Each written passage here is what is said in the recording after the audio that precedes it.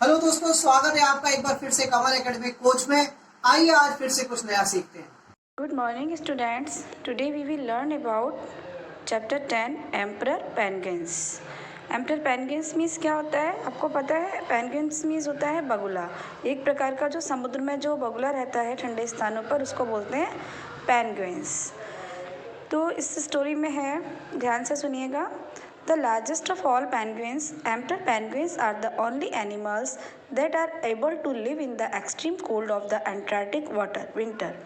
They spend their summer at the sea, but before the endless darkness of winter begins, they come ashore on the ice and travel many miles. It is time to lay eggs. जो सबसे बड़े जो penguins होते हैं, जो उनका सबसे बड़ा शहंशाह होता है, सबसे बड़ा बादशाह होता है, जो पेंगुइन्स का सबसे बुजुर्ग होता है, केवल वो एक ऐसा व्यक्ति होता है जो रह सकता है बहुत अधिक अंटार्कटिक विंटर यानी बहुत कड़ाके की सर्दी में वो रह सकता है। वो अपना जो समय है वो कहाँ, जो गर्मी का समय है वो समुद्र के किनारे व्यतीत करते हैं।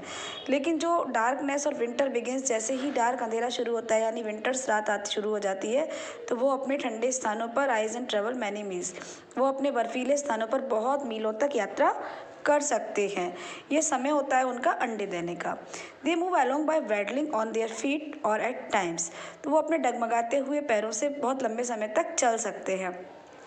और वो वहाँ पर जो उनका जो पेट है, बेलीज मीन्स होता है पेट, पुशिंग देमसेल्व्स, अपने उसको धीरे धीरे पुश करते हुए, धक्का देते हुए फॉरवर्ड विद देयर फ्लिपर्स, वो उसको धीरे धीरे अपने हाथों के द्वारा भी सरकाते हुए धीरे धीरे आगे बढ़ते जाते हैं।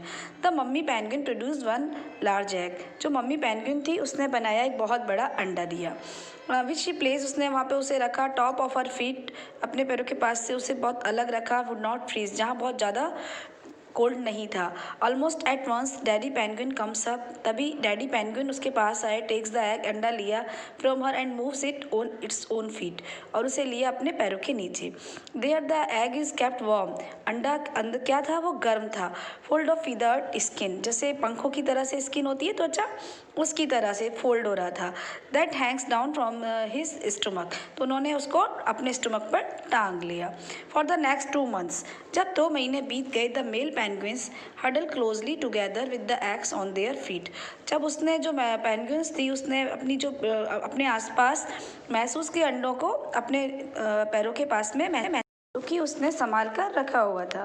दे ट्राई टू कीप वार्म, उसने उनको दोबारा से गर्म करने के लिए ट्राई किया। In spite of fires, wizards and hollowing winds, तो जो बहुत तेज़ वाली जो बारिश हो रही थी, बहुत तेज़ वर्षा हो रही थी, तो उससे उसने हवा चल रही थी, विंड्स मीन्स हवा, तो बहुत तेज़ जो हवाएं चल रही थी उनसे भी उसने अपने अंडों को बचाने की कोशिश की। जैसे हॉलोइंग मीन्स होता है गरजना, और विजार्ड मीन्स होता है बर्फानी तूफान। तो जो ऐसा लग रहा था कि बहुत तेज़ बर्फानी तूफान के साथ में, जैसे फायर्स, ब्लिज़ार्ड्स एंड हॉलोइंग विंड्स, तो यहाँ जो बर्फानी तूफान, बर्फ़ ऐसा लगता है ओले पड़ रहे हैं और बहुत तेज़ हवाएं गरज रही हैं, ऐसा लग रहा था। There is nothing to eat, वहाँ खाने के लिए कुछ नहीं था।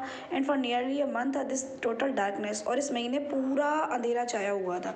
आपको पता है जब सर्दी आती है तो बहुत ज़्यादा अंधेरा छा जाता है, रात बहुत डार्क होती है, गहरी होती है। एट लास्ट 60 days आफ्टर, अब पिछले जो 60 days थे, 60 days के बाद, और let the eggs hatch mummy penguins, जो अंडे थे वो उसने से दिए, मम्मी पेंगुइन ने अंडे सेना मीन्स उसमें से बच्चे निकलना।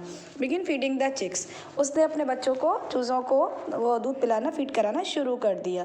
They feed them with half digested fish, उसने फीड में क्या कराया, हाफ डाइजेस्टेड फिश जो थी वो हाफ डाइजेस्ट की हुई, उसको ऐसी दी जो डाइजेस्ट हो जाए। फॉर द रिमेनिंग वीक्स, कुछ समय के कुछ हफ्तों के बाद, जब सर्दी का हुआ, कुछ सर्दी बीत जाने के बाद, the parents take turns to go fishing and bringing, उनके जो बच्चे थे वो पेरेंट्स थे, तो अपने बच्चों को फिशिंग के लिए यानी फिश खिलाने के लिए अपनी बैग पर बिठाकर ले जाने लगे और अपने बच्चों को भोजन कराने लगे। और लास्ट में लॉन्ग विंटर एंड्स, जब लंबी सर्दी का एंड हुआ तो ice begins to break, ice भी रुक गई थी। उसके बाद in a long procession of parents and young, all of the penguins trailed down to the sea where they spent the short summer swimming and feeding। तो जो एक लंबी प्रोसेशन के बाद में जो पेरेंट्स थे उनके बच्चे बड़े हो गए, युवा हो गए और पेंगुइन्स ने ट्रायल कर दिया जाना समुद्र की तरफ। वो समुद्र की तरफ जाने लगे। अब वो जहाँ पे अपना समय जो शॉर्ट समर का जो टाइम होता था उनका गर्मी का, वो किस में व्यतीत करते थे? स्विमिंग में एंड फीडिंग में। अब उनका मेन वर्क था स्विम करना, तैरना और फीड करना। ठीक है, तो इस चैप्टर को read this chapter 2 times and thank you, have a nice day.